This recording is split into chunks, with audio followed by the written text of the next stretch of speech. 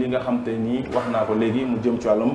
Rewmi Quotidien bi nga xam te nii ñëw na ci àtte bi nga xam te ni ñoo ngi ko doon amal ci soxna si nga xam te ni moom moo nekk Aïda Mbacké nag démb ñu ngi ko doon àtte foofee ci tribunal bu Ndakaaru salle 4 foofu nag daan nay avoué li nga xam te ni moom la def ndax boo xoolee nataal bi rek di nga gis soxna ak jëkkëram waaye tamit ak safara donc cela veut dire que ni moom par fiiraange la daal di soode wala lakk jëkkëram ginnaaw bi mu ko lakkee nag mu jëlee ci ay gaañu yu métti 2 jours après su ma juumul ci la daal di ñàkk bakkanam li ñu mel nag taxoon ba ñu daal di koy teg loxo donc bu ñu ko tegee loxo démb lañ ko doon àtte mais finalement dañu daal di dàq mbir mi foog naa délibéré bi su ma juumul le 17 la aussi ci la ñuy doog a wax li nga xam te ni la ñu jël décision ci soxna si mais li ci mënti am rek moom moo nekk ne dafa doon xel ñaar que ne jëkkëram da ko doon trompé donc elle voyait des messages ci WhatsApp bi ci jëkkëram donc après mu koy laaj ba xam kii ngay waxtaanal wala kii di la envoyé autocollant cœur sa lan la ci ginnaaw gi la ne ko bon kii sama collègue de travail la mais soxna si ne ko ki ma gis nii ci photo profil bi jigéen la te xale bu jigéen la donc est-ce que yéen ñaar nekkoo leen di génn ci ginnaaw gi aussi mu def ay gëstoom comme jigéen mu fiiree def ay gëstu di am ay gëstu ba daal jàpp ne kii réellement da koy trompé donc guddi la ñu tëdd mu ne ko man je préfère mourir que vraiment di la bokk ak waaw di la partager ak beneen góor donc jëkkër ji aussi waxu ko dara noppi bàyyi ko ci biir soxna si dugg ci biir toilette yi génnee li nga xam te ni moom moo nekk li jëm ci wàllum xawma liquide inflammable essence waaw daal di koy taal jël briquette bi kos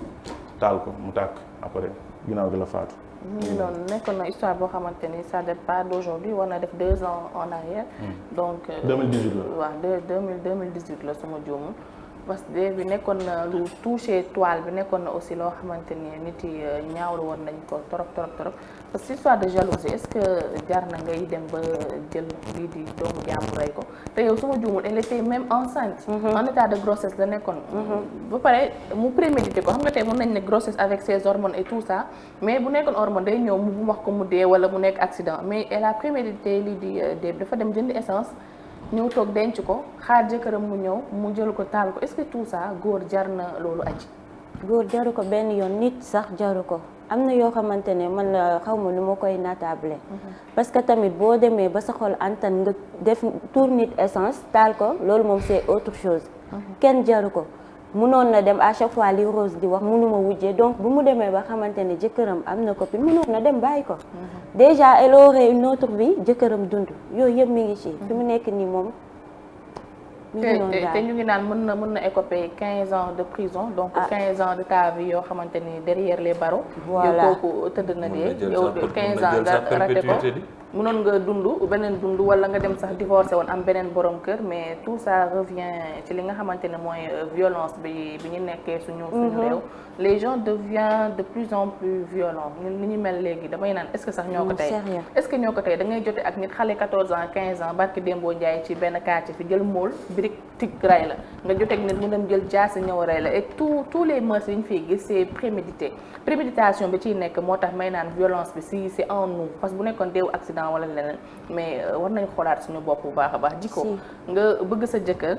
gis ko mu lay tromper même bu nekkee donte am nga ci ay preuves est-ce que rey war na mu ngi koy relation soit dañuy ànd ñun ñu bàyyante naqare ku nekk dem sa yoon quoi mais ay rey moom amu ci benn yoon après gis naa muy wax je n'ai plus personne dans ma vie léegi loolu noonu lañ gëm yow tu fais des conneries après ce sont des conneries moom vraiment et puis li nga wax xam nga bu fekkoon ne sax am na geste yu ñu doon def jàppante dara juddoo si mën nañ comprendre mais dem jëndi toog xaar ba mu tëdd ak yooyu dafay wane nu mu ko prémédité quoi c'est un peu ay circonstances yoo xam ne nii vraiment dafay xaw a aggraver un peu kii yam jalousie nag nekk na maladie boo xamante ni non crime peut-être fii sax xaw na mun nañu wax xaw na tane ak yooyu mais boo demee peut-être aux États-Unis ak yooyu crime yu ci bëri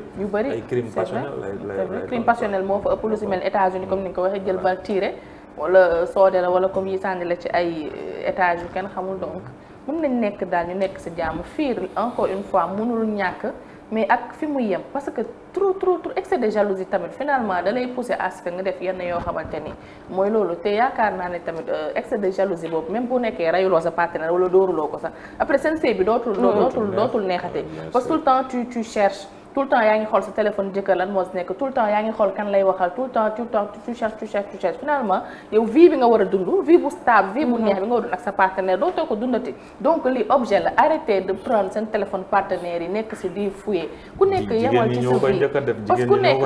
mu ngi noonu ku nekk même bu nekkul tromperie wala leneen ku nekk am nga sa jardin secret tey est-ce que tey sa jëkkër bëgg na sax nga xam ni que yow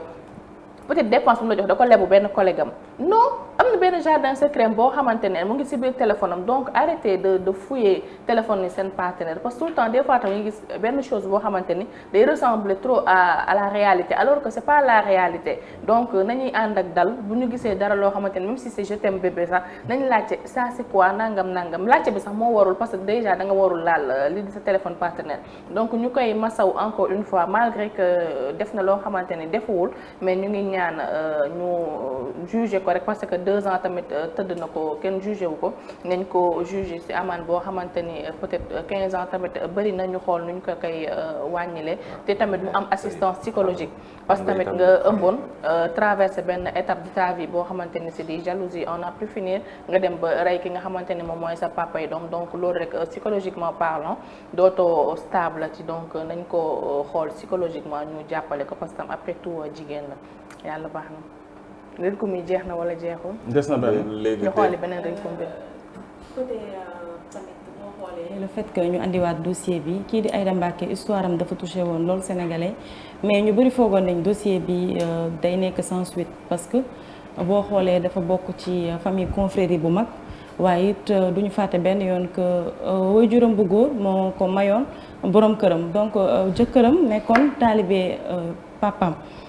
mu juróom fi polémique bu bëri donc boobax léegi nag lii lañ doon xaar mooy yoon def liggéeyam et ça montre encore que nul n'est au-dessus de la loi je pense que justice doit être faite et tey 15 ans yi ñu ko daan c'est très normal parce que bakken la jël aussi quoi qu'on puisse dire doomu aadama la ki mu rey bakken la jël et nit la boo xamante ni dafa am famille et tout et budul dara sax yi ni mel su ah dañ ko 15 ans yi ñu wax moom la ñuy sàkku pour ñu daan ko je pense que c'est très normal que daan yi metti parce que dafa rey doomu aadama et comme ni ko waxee c'était prémédité mais aussi li ni mel ñaawteef yi ni mel il faut ñu koy sanctionner pour que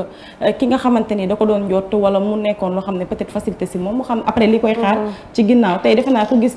li ni mel di nga moytu di def yenn ñaawteef yi en tout cas je dis bravo à notre justice parce que dañu foogoon ni dossier bi sans suite lay nekk. ñu xool li troisième dañ ko mbi ma ñoom.